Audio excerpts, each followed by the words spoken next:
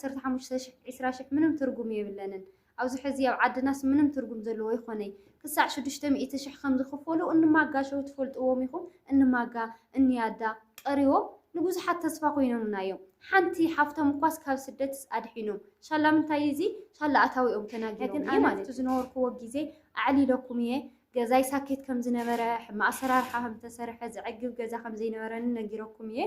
ድሕሪ ህዝሲ ክሳዕ ማኣዝዩ ስደት ኢለ ብጣዕሚ ተጨናኒቐ ነይረ እየ ማለት እዩ ነገር ግን ሰላም ሰላም ክቡራት ተኸታተልተይ ብዘለኹም ኮይንኩም ነዛ ቪድዮ ትሪኡ ብምልእኹም ሰላምኩም ብዝሕ ትርፍ ይበለለይ ነዛ ቻናለይ ሓደሽቲ ዝኾንኩም ሳብስክራይብ ብምግባር ቤተሰብ ኩኑ ነዛ ቪድዮ ከዓ ላይክ ብምግባር ጀምሩዋ እዛ ቻናለይ ብዙሓት ሰባት ተጋግላ ይመስለኒ ምክንያቱም የረኣዳ ኣርሴማ ዝብል ዛ ቀዳመይቲ ቻናለይ እውን ከምኡ እዩ ነይሩና ፕሮፋይለይና ስመይ ሓደ ገይረየንሲ ሓደ ኣሕዋተይ من دال علي سبسكرايب يجلجل لكم تدناجروا لهمنا زي أحداش channelيا إذا قدمتين زي فلتكم تعاسيا زي أحداشيا يا ناتي زنوركم تختاتلتي لخطرخوني له حدا عينة بروفايل حدا عينة سمجير إخوفتو يعني كنا كوراتي بزي بيتسوي كونني 15 سبسكرايبي تملسوا بتعمي زدليكمنا تملسوا لكم 00 زي حداش channel يانا سبسكرايب ناغوركم شير ناغوركم أبرتاتعني زومحتي ياو أنا ون بسرعة صراحة جميلة لهنا حدا تقنتي زولكو فيديوهات حيزلكم كمتية فلاي نمسدس زلو ناي نجارات واقع ناجركم نهالكو سلخونتات عدهم كتفولتو كأوقع مزحتكم أوحد كاو كتلوكو سلتدلو مزناي عدي زلو ختنا تعصرو جلس لزدليكم يا حيزز متنا حزون كقصلينا كل نجارات منهم تبهال نجار منهم عينات نبرت أي نوع كل واقع خمسلكم يبزرخوكو أقاطامي مالتيو حطوطاتكم ون بستخال النمتل كم النسيب لكم كم يكون يوبعل لو ما عندي سنبتيو كم تقول لك زي بقولنا يكون كل مزيكم نيوكو علالك علىكم إيه مزي حسابي سر الله بزخانة تمالي قدام كابتات تجري موزحتو حيال من قطقات مريت نيرو فلا يعداق حمس كله خم عداق حمس تكونوا بالطعم يفرح نيرو أنا مريت تتنقطقيتو خمزي أملاك كم زلو أجهم يبلنا له ذكرني كم زبلنا له يسمع نيرو نحتمال جن فلي زبل من قطقات مريت نيرو بالطعم نفرحنا نيرو كعس كافت حيل حاليفوس أنا حيبل يمتى أنا قد محازي أما على حنت جزوي كل تجزء تزي كوينو خمس بترجع جام جزين دعير ما يفلتنا نايت مالجن فليز ولا ينيرو مفرح ينيرونا እግዚአብሔር አምላክ ያው ብቸርነቱ ከምቲ በዝሒ ሓጢያትና ከይኮነሲ ከምቲ በዝሒ ምሕረቱ ይርአየና ከምኡውን ኣብ ደገ ዘለኹም ኣሕዋተይ ያው ካብቲ ዓዲ ዘሎ ብዝበለፀስ በቲ መንፈሳውነትኩም ጥንክር ዝበልኩም ኢኹምና ጸሎትኩም ኣይግደፈና ኩለኩም ይደሊ ካብኡውን ጸሎት ወለድና ጸሎትም ጻድቀኛታት ኣይግደፈና ከም ሓጢያትና ይኺደና ፈጣሪ ኣምላክ ብጣዕሚ መፍርሒ እና ታዲያ ከዓለኩም ደሊ ለማዓንተሲ ብዙሕ ግዜስ ታይብል ነይረ መሲልኩም ኣነ ኣብ ዝኸድክዎ ኣጋጣሚ ዝረኸብክዎ ኣብ ዝኾነ ዓይነት ስራሕ ዝተሰማረየ ሰብ ስለ ስርሑ ይጥይቕ እየ በቃ ስራሕ ከመይ እዩ ትርፋማ ድዩ ለዋፅእ ድዩ ኣብ ወርሒ ቢያንስ ኣብ ወርሒ ክሳዕ ክንደይ ኢለ ዝጥይቐሉ ኣጋጣሚታት ኣሎ ማለት እዩ እና መብዛሕትኡ ሰብ ተሪኢኻ ኣብዚ ዓዲ بسرحو عقو كم زي كونه إلى نجركا دا مجبيت أتخاخمي مجبيت بالمو عندي ساكت أخوني خمسة أخوني بقى صبوا سين نجروهان أوزخون عين سرح ولا يوتيوب نوع على يوتيوب كن ديت خفولو تيل كيومسي قلت أزعل لك عسوي أنا مالتي الناس هن من تايك إن عنا زي زارو اللي مخنيات قل حزي ترديني مالتي يهو أنا ورحاو زأتون أتاوي مستناجركم وديو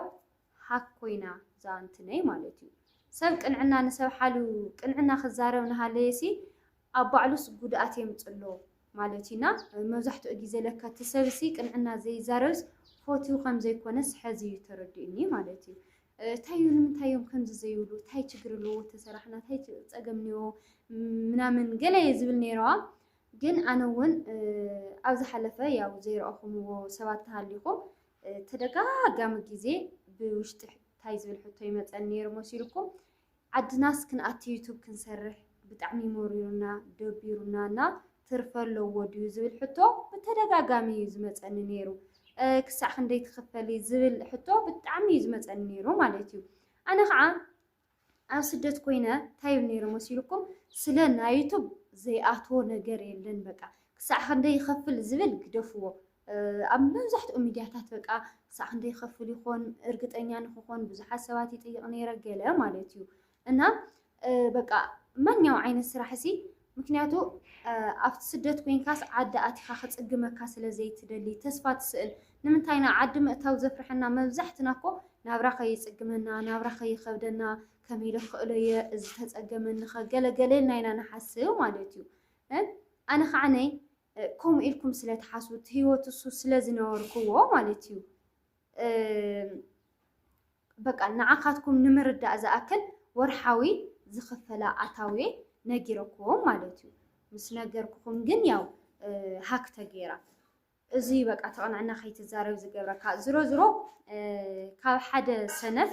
ብዙሓት ተማሂርኩም ተስፋ ገይርኩም ትኾኑ ኢኹም ኢለ ተስፋ ይገብር ችግር የብሉን ምንጋረይ ዘጣዕሰኒ ነገር ኣይኮነን ምክንያቱ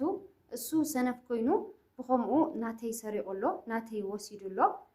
ተንወርሓዊ ደመወዘይ ሃረር ኢልዎን ሰሪሑ ከምፅአና ተገብኦ ነገር ግን ካባየ ካብ ሓንቲ ሓፍቱ እሞ ከዓ ናብራይና ረኣያ እሞ ከዓ ከመይ ኢለ ከም ዝሰርሕና ረአየኒ ሃገሩ ወሲድዎ ነሎ ችግር የብሉ ሰነፍ ኮይኑ ዘይተዓደለ ኮይኑ ማለት እዩ ሓደ ግዜ ዘይምዕዳል እዩ ከምዚ ናሰብ ዘመንየካ ናሰብ ነገራት ኩሉ ንዓኻ ክትገብሮ ትደልስ ዘይምዕዳል እዩ ብእውነት ንሱስ ዕድለ ይገበረን በቃ ጎበዝ ወጣትስ ኣይኮነን ኢለ እየ ዝሓስብ ዝኸምኡ ዝገበረ ግን ከዓ ብኦንፃር ብዙሓት ኣሕዋተይ ተስፋ ጌርኩም ትኾኑ ኢኹምና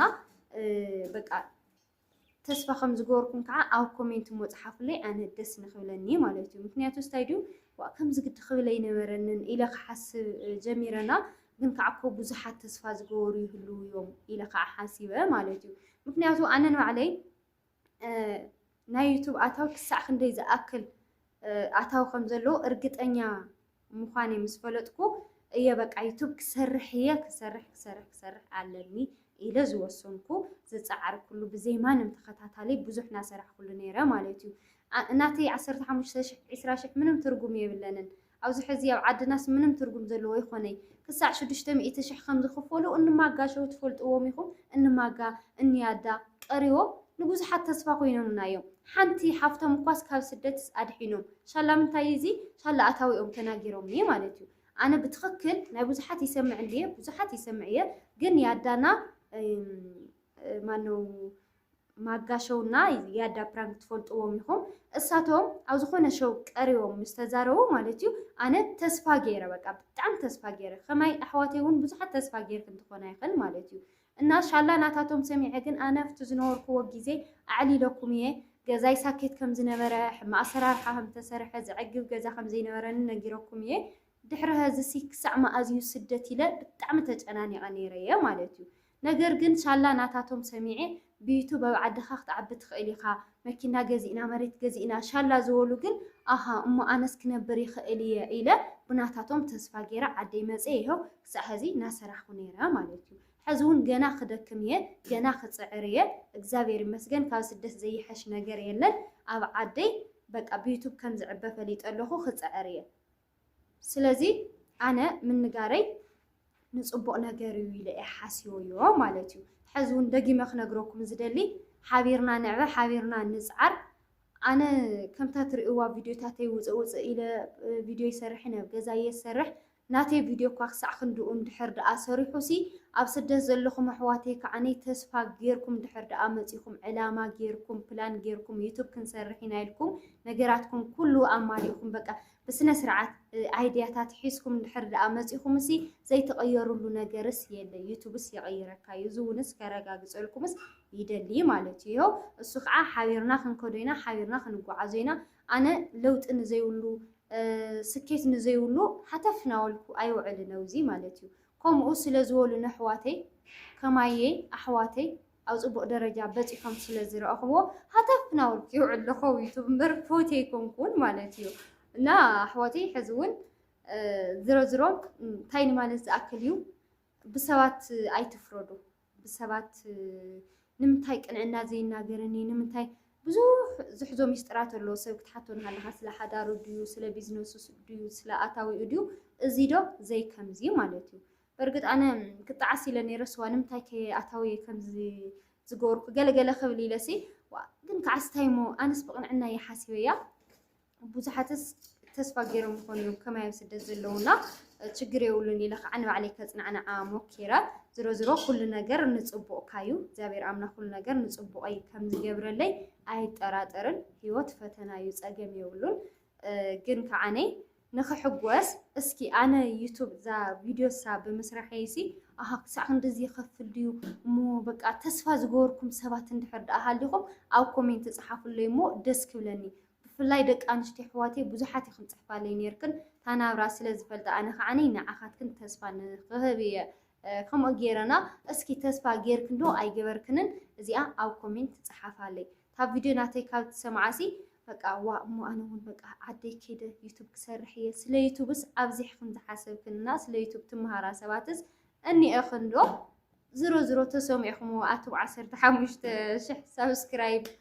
تتمليسكم فيديو زي تسوم يخمونا خذا زحلفت فيديو تمهاركم وانا جرن حر أهليا أو كومنت صحافة اللي مو كصنعنا عملتي بزخنا ግን ሰብ ንምንታይ ቆንዕ ዘይኮነ ኢልኩም ኣይትፍረዱ ፎቶ ይኮነን በቃ ባህርያቱ ሓደ ግዜ ሰብሲ ቀይር ይብለካ ንዓኻ መልካም ሰብ ነይሩ ንዓኻ ብሩክ ሰብ ነይሩሲ ድሕሪ ዝተወሰነ ግዜታት ቀይር ይብለካ ለከ ብምኽንያቱ ተቐንዕንኡ ልገድፎት መልካምነቱ ልገድፎስ ብምኽንያቱ ትብል በቃ ሕዛ ነዚ ኣገጢማት ንወዶ ዋእታይ ግድሽ ንኸይድ ድሕሪ ሕዚ ከምዚ ኢልካ ቀዳማይ ስለ ዘምሃረካ قنعن زي مخان تمكر مالتي ምናልባት ከዓ ኣብ ዙርያኹም ዘሎ ሰብ በቃ ቅንዕንኡ ዝገደፈልኩም ንዓኻትኩም ዘሎ ረኣያ እንድሕር ደኣ ቀይርልኩም ባዕልኹምስ እንትንጎር ባዕልኹም ፈትሹ ኣነ ካባይ ዝተቐየርክዎ ነገር እንዮ ድዩ ኣነ ዝረእኽዎ ባህር እንዮ ድዩ ገለገለ ኢልኩምስ ሕሶው ሰብ ብምኽንያት ኣይኮነን ሃንደበት ቀይር ዝብለካ ማለት እዩና እዚኣ የተማሂረት ሎማዓንቲ ዝነበረኒ ቪድዮ ነዚ ይመስል ሰሰናይ ንዓኹም ሰንበት ምሳኹም ንምሕላፍ ዝኣክል እዩ እና እስኪ መኻሊ ጊዜ ከዓ በኻሊ ቪድዮታት ክመፀኩም እየ ሕቶታትኩም እውን እናረእኽዎ እየ ኩሉ ነገር ክምልሰልኩም እየ ዘማሓተይ ሎማዓንቲ ዝነበረኒ ቪድዮ ግን ነዚ ይመስል ሰሰናይ ንዓኹም ብጣዕሚ እየ ዝፈትወኩም ሸር ላይክ ሳብስክራይብ ምግባር ከዓ ኣይትረስዑ ቻው